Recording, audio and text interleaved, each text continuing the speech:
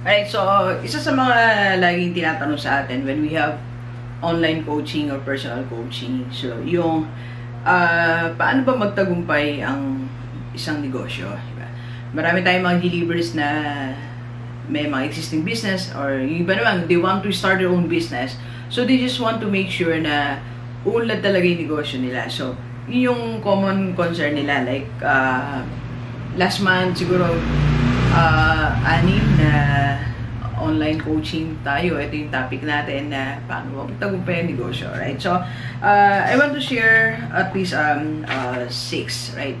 6 principles na actually 2 principles and 4 technical aspect, okay? On how to be successful sa iyong negosyo. Kanina, I finished the first vlog ko this Saturday.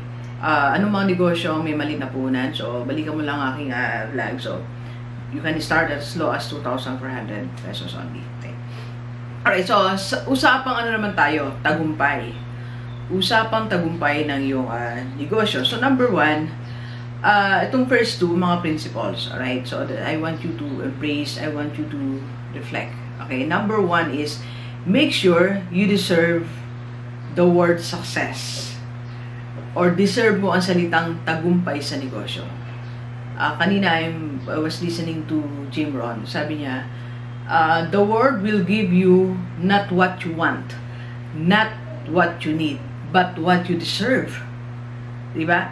Like kahapon, graduation namin. Well, I'm sure, dun sa 171st batch, 133 second batch, yung more than 300 na yon, lahat na yon gusto magkaroon ng medals, right?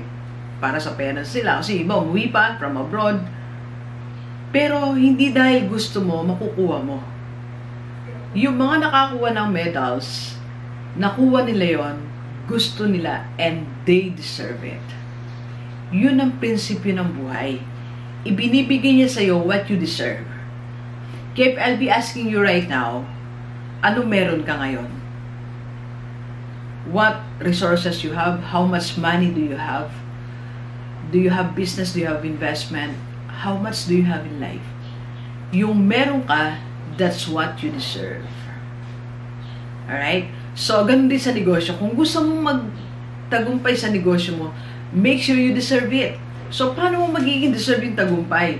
So, maintindihan mo yung prinsipyo na yan, okay? So, ibig sabihin, kung gusto mo ng tagumpay, eto yung tagumpay, you attract that, right? So, i-attract mo siya by working hard, right? You need to work hard. Kasi yung tagumpay, reward yan eh. Reward doon sa nauna mong ginawa. Merong requirement ang tagumpay, delivers, alright? Yung tagumpay mo sa negosyo, may requirements yan. So, unang-una, kailangan you work hard. Alam niyo mga napapanood ko mga successful people, you know how much time they are working?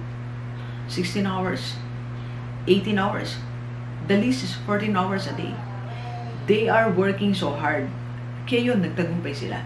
Kaya yung gusto mong magtagumpay sa negosyo mo, you work hard. Hindi pwedeng basta nasabi lang may negosyo ka, but you're not working. Diba? Yung simple mo nga online business, nagpo-post ka ba? Diba? So last month pa yung huli mong post, sino bibili niyan? Diba? Work hard to be successful. You have to work hard. Alam niyo yung kapartner ko ngayon sa overrun business namin and other online business. By the way, if you want to start your own overrun and online business, message mo lang ako. 0939-525-4311. Partner ko yung sister ko. Ang sipag niya eh. Diba? Maga siya gumigising. Diba? So, lisa-lisa siya. So, ngayon, for how many weeks lang, kumita na siya. Diba? Yun ang deserve niya. Kung magkano may kinita niya, yun yung effort na inilagay niya. So, kung gaano mo gusto magtagumpay sa negosyo mo, ganong effort ang gusto mo, ang dapat ibigay. Ano lang yan eh, it's directly proportional. Your success in business is directly proportional to the effort na inilalagay mo. Alright? So, alam nyo kaya matagumpay ang YouTube channel natin. Sobrang effort nilalagay ko dito. Priority ko talaga siya. Like Saturday ngayon, instead of going somewhere, malling, dito muna tayo priority. Then mamaya may meeting tayo. So, You embrace that principle. Make sure you deserve na magtagumpay ka sa negosyo mo. You have to work hard, right? Second principle na gusto kong matutunan mo sa iyong tagumpay sa negosyo, know the power of purpose. Power of purpose. I got it started from Jim Rohn. The power of purpose, right? What is your purpose? Kung hindi ka pa nagsisimula ng negosyo, na magsisimula ka pa lang, dapat alam mo yung purpose ng negosyo na yan. Alright? Or kung may negosyo ka na, you review your purpose. Kung walang purpose, linawin mo yung purpose sa sarili mo. Linawin mo yung mga gusto mong gawin sa sarili mo. Okay? So, that's, you need to know the power of purpose. Dapat alam mo yung reason ba't may negosyo ka. And when I started my overall business, malinaw sa akin ang purpose ko. Malinaw na malinaw. Malinaw pa sa sikat ng araw. Alright? So, that is to help, number one, yung mga supplier natin. Second, to help my sister para magkaroon siya ng negosyo. And of course, third, purpose natin, additional income, di ba?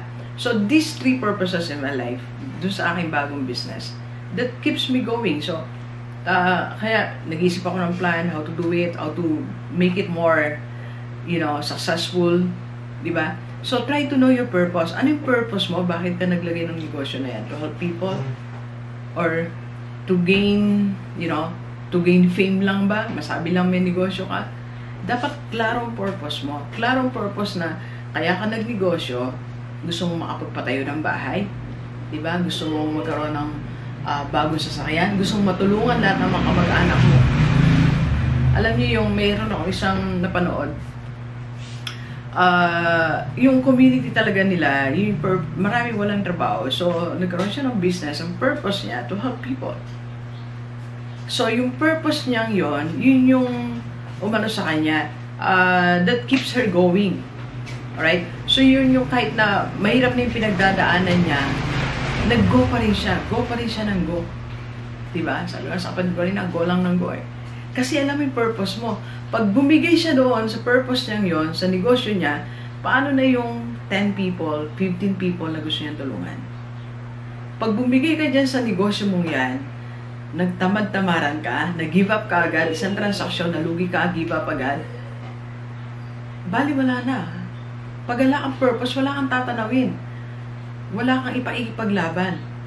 Diba? That's your purpose. You need to understand the power of purpose in your business. Para it will keeps you going kahit na nahihirapan ka na. Kahit na puyat ka na, kahit nahirap ka na, itutuloy mo pa rin yan because you know your purpose, right? Third way para maging matagumpay ka sa iyong negosyo, create a system. Create a system that works. Diba? Dapat may sistema. Kahit gaano kalit ang negosyo mo. Okay? Kung meron kang simpleng like peso sa palengke, grocery store, kung meron kang grocery store or RTW store, dapat may system ka. Paano pag-order, pag-open ng store, inventory, lahat may system. Kung meron kang food cart, alam mo kung paano pagbili, paano pagtimpla, lahat. System. Yung system, yung isang pwede mong gawin sa buhay mo. Alright? So, yung system, yan yung isang, pwede na magdadala sa isang tagumpay sa iyong negosyo. Ang negosyong walang system, isang negosyong ayaw kumita. Yung basta na lang nangyari, ano gagawin pagka-order? Nandyan lang. Paano inventory? Hindi alam. Di ba? Paano ang out? Paano ang sistema ng pagpapasweldo? Hindi alam. Walang system. So, you need to work on your system. Pagtsagaan mo as the owner. Alright? If you want to establish your system in business, I can help you. I can coach you. Tawag mo ako 0939-525-4311. Alright? Next, pang-apat na paraan paano kumita yung negosyo. Proper delegations. So, dapat meron kang assign dito, assign doon, sa area na yan, sa aspect na yan. Dapat may isang responsible. Hindi pwedeng lahat sila nandoon, pero walang, meron kang 10 tao, wala silang pananagutan. Dapat turuan mo sila with proper delegation na accountability. Sabi ko nga sa kinotes ko magkakapatid, sa Bulacan sila. 4 sila magkakapatid. Dapat may accountable ang bawat isa sa inyo. Ano yung hawak niyang area? Ano ang hawak niyang department? Kasi when you feel accountable, nagiging mas responsable ka. mas nalalaman mo yung tamang gawin. Mas nagiging ka mas masipag. Di ba? Proper delegation is also giving the proper responsibility and accountability sa mga taong hawak mo. Gaano man kaliit, kalaki ang negosyo mo. Right? And number 5, make sure you account your every cents accounted. Alam mo saan napunta. When I just starting my GDS corporate training, I can change project pa siya noon. No, before, I am green. So, nagsiseminar ako. May registration, may food, you know. Alam mo yung friend ko talaga. After ko mag-seminar, sulat talaga. May nawawalang 150, 50. So, hindi pwede naming bitawan yun. Agad din lumalabas nasa ng 50, nasa ng 150. Di ba? That's correct. Yun yung sikreto sa accounting. Yun ang sikreto sa negosyo. Alam mo every cent kung saan napunta.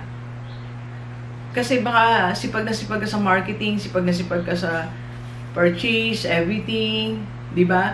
Ay, yung pera naman, napapabayaan naman. Di ba? Dapat accounted lahat ng pera mo. Saan napunta ang pera mo? Di ba? At the end of the day, at the end of the week, tatanungin mo yung sarili mo, saan napunta ang pera mo? Di ba? Saan nga ba napunta ang pera mo? Alright? So, you have to be accountable. Okay? And, number 6, you need to plan, and plan.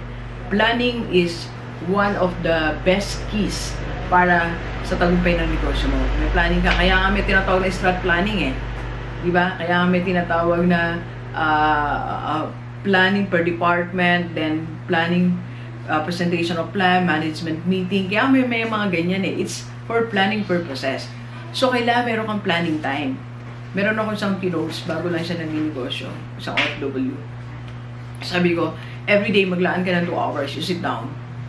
Mag-focus ka sa negosyo mo, plan, anong gawin, evaluate everything. The next day, anong gagawin mo, the next week, the next month, what to do with you know, with your people, paano mo sila i-orient and everything. So, the key is to plan, and plan. Alright?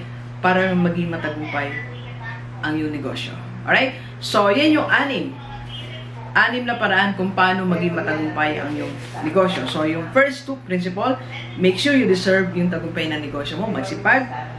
Pangalawa, The Power of Purpose by Jim Rohn. Alam mo purpose, ba't ka nagnegosyo? And third, create a system that works. Pang-4, proper delegation. And 5, account every cent. And number 6, you need to plan, and plan. And if you need further coaching, so tawagan mo ako 0939-5254311. Ulitin natin, 0939-5254311. So, I can help you to start your own business, to expand your own business. Gawin natin yung 6 na principle na to. We will sit down and give you 2 hours kung online yan or personal coaching. Okay, doon sa naman, may mga negosyo, if you want me to advertise your business and increase your sales by 40%, iba-vlog ko po yung negosyo nyo, I can go there or you can send me pictures. Alright, so thank you very much, Delivers. Enjoy the rest of the day. Yan. Let's go, let's go.